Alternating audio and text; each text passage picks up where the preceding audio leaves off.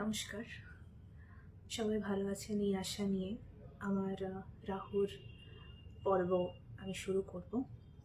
আমি জানি বিগত কয়েকদিন ধরে আমাদের কারোরই মানসিক পরিস্থিতি সেই জায়গায় নেই যেখান থেকে আমরা বলতে পারি যে আমরা ভালো আছি। না, আমরা ভালো নেই, মানসিকভাবে আমরা কেউই ভালো নেই। আমরা সবাই একটা অদ্ভুত মানসিক পরিস্থিতির মধ্যে দিয়ে যাচ্ছি, যেটা কতদিনে ঠিক হবে আমরা সেটা নিজেরাও জানি না।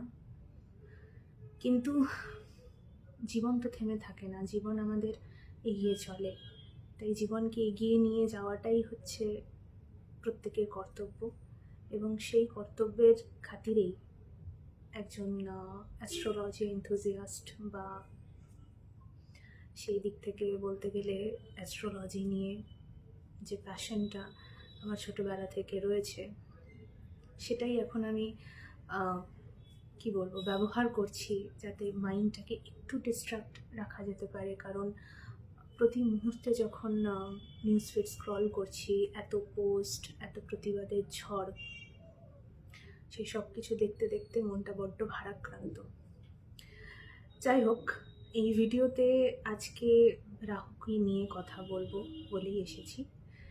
কারণ লাস্ট দুটো ভিডিওতে শনি মহারাজকে নিয়ে কথা বলতে বা স্যাটার্ন প্ল্যানেটকে নিয়ে যখন কথা বলেছি, মানুষ খুব ভালোবাসা দিয়েছেন এবং খুব পছন্দ করেছেন সেই ভিডিওগুলো, এবং আমাকে অনেক মোটিভেট করেছেন যাতে আমি এরকম ভিডিও আরও পোস্ট করি। তো সেই সাহসটা আস্তে আস্তে যখন বাড়ছে যে এবার হয়তো সত্যি আরও কিছু নিয়ে আলোচনা করা যেতে পারে, তো নেক্সট টপিক আমি ডিসাইড করলাম যে রাহু নিয়ে কথা বলা যাক। কারণ রাহু একটা এমন প্ল্যানেট যেটা আমাদের এই যুগে অনেক বেশি অ্যাক্টিভ। আমি কেন অ্যাক্টিভ কথাটা বলছি তার কারণ প্রথমত রাহু কি সেটা নিয়ে একটু বলে দিই। রাহু হচ্ছে most unconventional planet in astrology.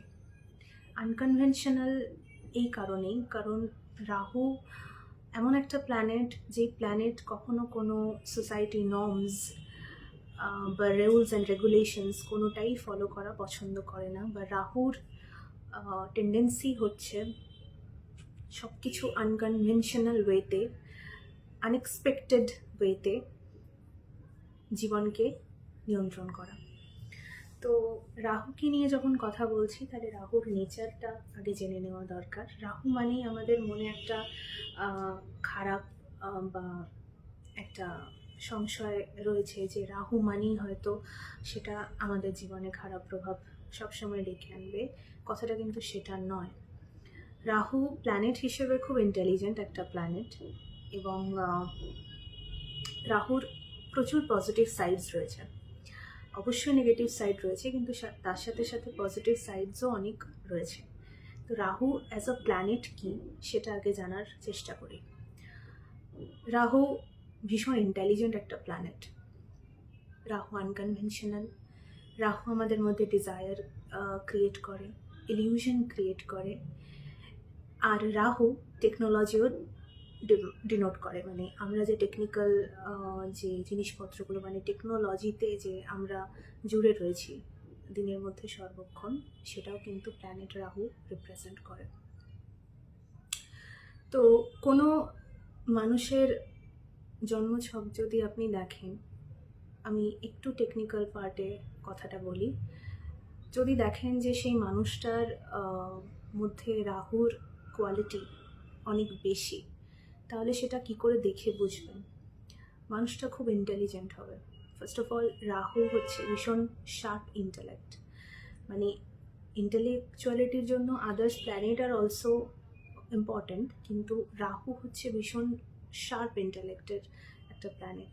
মানে যার চার্টে রাহুর স্ট্রং, তার ইন্টেলিজেন্সিটা আলাদাই লেভেলের। মানে যেটাকে আমরা খুব চতুর বলি, ভীষণ ক্লেভার একটা শার্প ইন্টেলেকচুয়ালিটি আপনি সেই মানুষটার মধ্যে দেখতে পাবেন। রাহু যদি কারোর চার্টে লগ্নে বসে যায় তাহলে কি দেখতে পাবেন? রাহু যদি লগ্নে থাকে তাহলে টু সাম এক্সটেন্ট আপনি মানুষটার মধ্যে একটা সেলফিশনেস দেখতে পাবেন, মানে সে নিজের কথা বা নিজের দিকটা সবসময় আগে প্রায়োরিটি দেবে, তারপর অন্য কোনো মানুষের দিকে সে প্রায়োরিটাইজ করবে। কারণ রাহু হচ্ছে ইমোশনের বাইরে, তার কাছে ইমোশন খুব একটা ম্যাটার করে না। তার কাছে যেটা ম্যাটার করে সেটা হচ্ছে মেটেরিয়ালিস্টিক থিংস। যে কোনো স্থাবর অস্থাবর যে কোনো জিনিস, মানে আমি বলবো খুব স্পেসিফিক্যালি মেটেরিয়াল বলতে মানি। রাহু পয়সা যেরকম দেয় ভীষণ আনকনভেনশনাল ওয়েতে, আমি বারবার আনকনভেনশনাল ওয়ে এই কথাটা কেন বলছি, তার কারণ হচ্ছে যে রাহু কখনো গতানুগতিকতা পছন্দ করে না। রাহু আপনাকে রিস্ক মানে নেওয়ার জন্য প্রলুব্ধ করবে। রাহু যদি চার্টে সেই জায়গায় থাকে তাহলে রাহু আপনাকে রিস্ক নিতে প্রলুব্ধ করবে, এবং রাহু আপনাকে কিন্তু অর্থও অনেক দেবে যদি সে সেই জায়গায় বসে থাকে। রাহু আবার ফরেন সেটেলমেন্টের কারক গ্রহ, মানে যদি আপনি কারোর চার্টে দেখেন যে রাহুর প্লেসমেন্ট এমন একটা জায়গায় রয়েছে সেখান থেকে সে ফরেনেও যেতে পারে। যদিও প্রত্যেকের চার্টের প্ল্যানেটারি আদার প্ল্যানেটারি প্লেসমেন্ট অ্যাসপেক্টস এগুলো অনেক কিছু দেখার দরকার লাগে, কিন্তু তারপরেও রাহু কিন্তু একটা ফরেন প্ল্যানেট, এবং রাহু ফরেন সেটেলমেন্টেরও কারক গ্রহ। রাহুকে নিয়ে অনেক ডিসকাশন আছে, যেটা একটা ভিডিওতে কখনোই বলা সম্ভব নয়। এটাকে পার্ট 1 হিসেবে কনসিডার করুন। আমি আবার আরও হয়তো ভিডিও বানাবো যেখানে রাহু নিয়ে রেমেডি বলবো, রাহু আরও কোন কোন সেক্টরে আমাদের জীবনে ইনভলভড সেটা নিয়েও আমি কথা বলবো। আজকের মতন এইটুকুই। সবাই ভালো থাকবেন। নমস্কার।